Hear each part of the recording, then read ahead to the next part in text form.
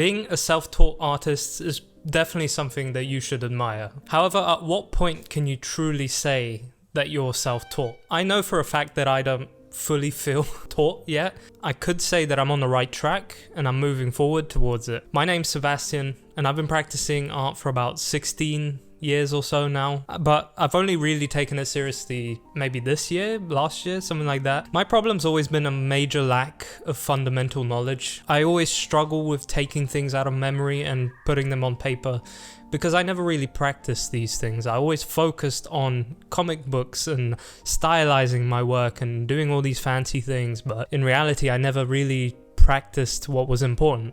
Fundamentals. So I wanted to take the time today to talk to you about 3 things that I've been putting into my practice, theories that have made all of this stuff a lot easier for me, and I think if you take it to heart, take it as actionable steps, and you do it, I reckon you'll be on the same path as me in improving. I discovered an artist by the name of Geoffrey Watts very recently, and I fell in love with his approach to draftsmanship. Despite him having a completely different style to whatever I was doing, I was, like I mentioned, always focused on the cartoon stuff. His is completely realism. I was instantly drawn to his artwork for this reason.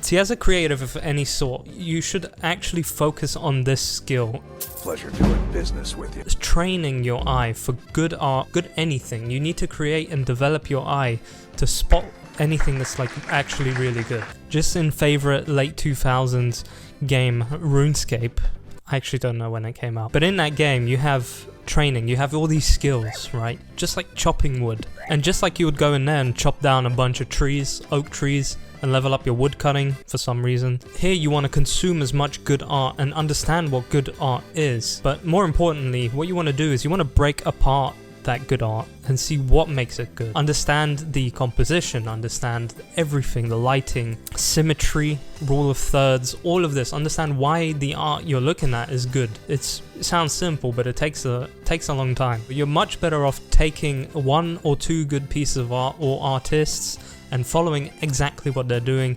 understanding and learning all of the parts of their work to see what truly makes it good. See, knowing your eye and discovering your eye and developing it and all that, you'll understand why I was drawn to Jeff's work. It's quite incredible and definitely worth following and definitely worth studying. His focus is in fundamentals and a deep understanding in them. It's good that you find yourself a mentor or even better, a teacher. It is definitely hard to travel this world alone. It's best to have someone that can guide you and correct you when need be. You see, it's much easier to learn something the right way at the beginning and then master that than it is to take an old skill that you're doing wrong or an old thing that you're doing wrong and correct it. It's much harder to do that in the long run. So you're much better off finding yourself some sort of a teacher and studying exactly what they're doing and studying under them. So that's my first major point. It's best that you actually find someone that can guide you along the right way. A good workman never blames his tools, unless they're a pile of shit. I recently made the calculated switch over to traditional materials. Why? I'm kind of following the concept that anything done traditionally or anything done like it was way back then, which is just the definition of traditionally, anything like that is pretty much going to lead me to the right way.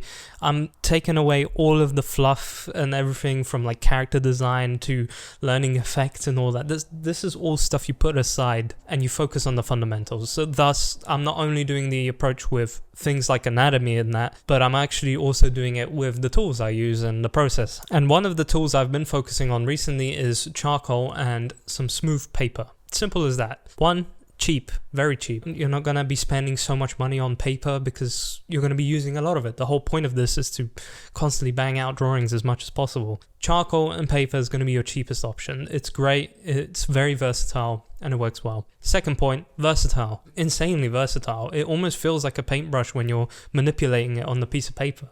I've been able to sort of learn a different way of drawing, and one that's been improving my work very, very quickly. A thing that Jeffrey has been talking about in his lesson, which is also something I'm learning from him, so there you go, back to the first point, that learning this whole art thing and learning how to paint is actually 70% drawing, 30% painting. The way we're using this charcoal and paper is almost that of a paintbrush and canvas. It's very similar. The way we hold it is not like this, like the precision holding. It's more like this. And it is much more difficult at first, but what we're doing is we're building up the dexterity of our hand to be able to then hold a paintbrush and manipulate it in the same way as this pencil. A seamless transition. You know, the whole reason for this is that you get more control and you learn faster whilst doing something that's way cheaper. After that, you're going to be like a samurai with your hand. You're just going to be... It's just going to flow. You see, I've been reading a book recently. It's called How to Fail at Almost Everything and Still Win Big by author Scott Adams. You may know him from the Dilbert comics. They kind of slap. They're quite funny. He's a really good author though. And the book's been very, very good because it's from a perspective of someone who is like this artist who does this for a living, and he's kind of just telling you everything he's learned along the way and what you can take from him. And he has some great points. And the main one he says is systems over goals. And the basic principle, to put this in a nutshell, is focus on creating a system, focus on creating a pattern, what do you call it, a routine, a habit routine, rather than setting goals. Now you may ask me, why should you focus on that? Why is this important?